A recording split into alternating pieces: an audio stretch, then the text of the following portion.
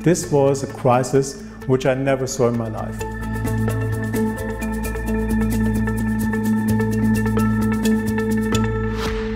Carsten, you're CEO and founder of Sportradar, the world market leader in sports data for the B2B business in the betting industry. How did you survive the Corona crisis? Wow, that's a big question to the beginnings. First of all, thank you for welcoming me here and being such a perfect host. Look, Corona was for us, this was a really elementary event. The final result was 99% of all the matches, of all the leagues which we cover, they stopped playing. So from one moment to another, you are missing 99% of your rocket fuel. What happens then? Because that is actually from our research, actually most companies would start to cut off, start to restructure, or fire people, get cost efficiency. But I remember you did something different. I did, but to be very honest, so in the first moment you are shocked. You're only shocked and you begin to think, what can I do? And I looked to our business and said, what is the burn rate of the business? How much money do I need to keep that business running? And then I called my bank and said, hey guys, how many months can I keep the business running if I have no revenue income in a worst case scenario? And it took them 1 or 2 days, and I said, Carsten, you're okay for a longer period, so you should not worry too much, which was a relief for me. From that moment, I focused on 2 things. One, employees first. Employees is the most important. I'm going to need to protect the employees. I'm going to need to give them a clear message and a clear commitment. Number 2, we need to create a product to help our clients to survive. In today's, the business model before was actually that 95% of all the turnover you did in the first second after a live event happened. And now you reinvented actually that business model. Absolutely. So you, in the Harvard Business Study, which you know, we stress that a lot, that live is so important. So everything which is live or close to real time is much more valuable. In that moment when you have no live matches, you're gonna need to be innovative. So we did 2 things. One thing is, I would say, a traditional action.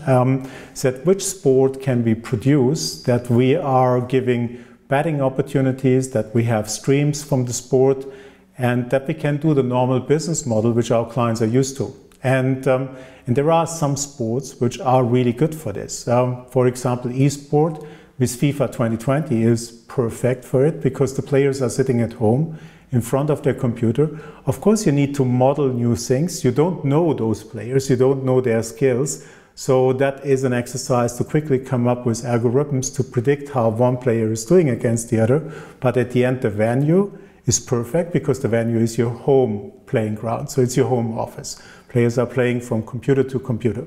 So we had been at this time the biggest producer of FIFA 2020 and some other tournaments. eSport was big. We rented some playing venues around the globe, in Brazil, in Ukraine, wherever we could, and we organized table tennis tournaments. More than 5,000 table tennis matches every month. We produced this with camera. We came up with the algorithms for the points, scoring systems and all those things, and it helped us to produce the number of matches to remember, keep our clients in business. That was the second principle. First, the employees.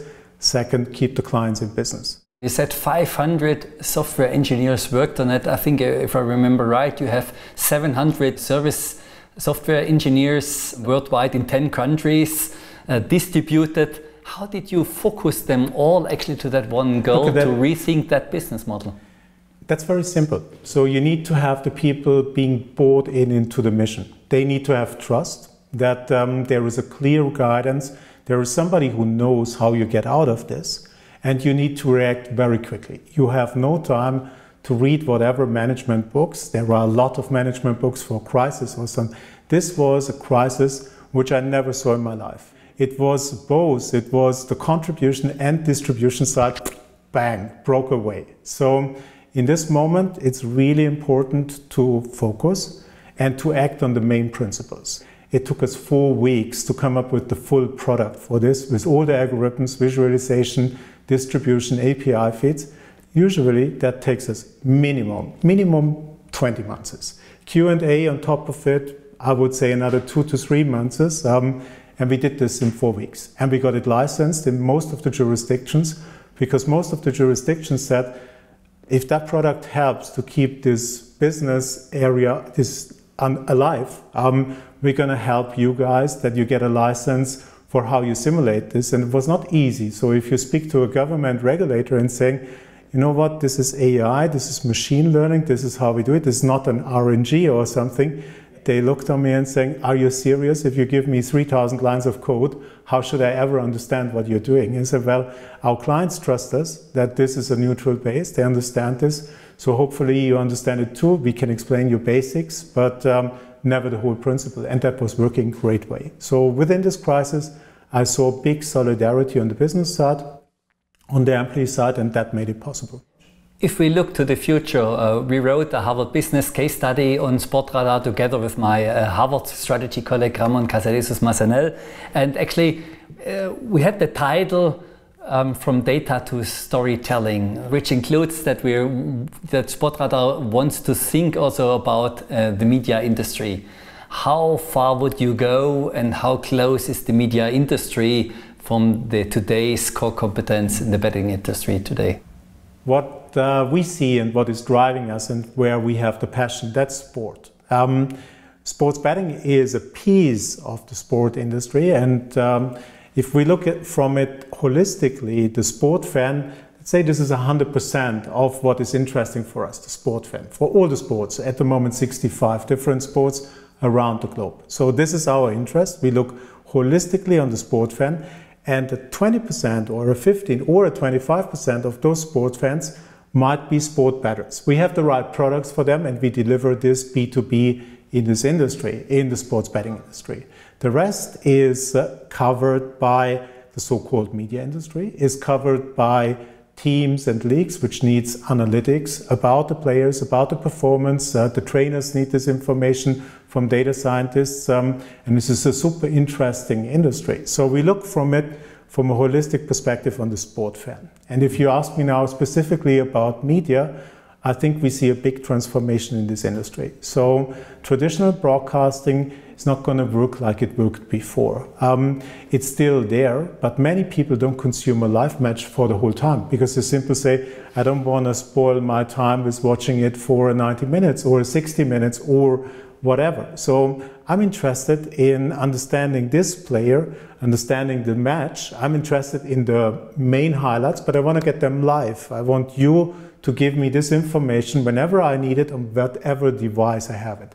It's called customized user journey. So this is where the trend goes, and the industry is in a digital transformation. So I think broadcasters are in a big transformation if it comes to sport, and sport by itself needs to be transformed. And this crisis and the pandemic situation around the globe has accelerated this. This was there, and now it's accelerated. For us, it means no threat. It means enormous opportunities.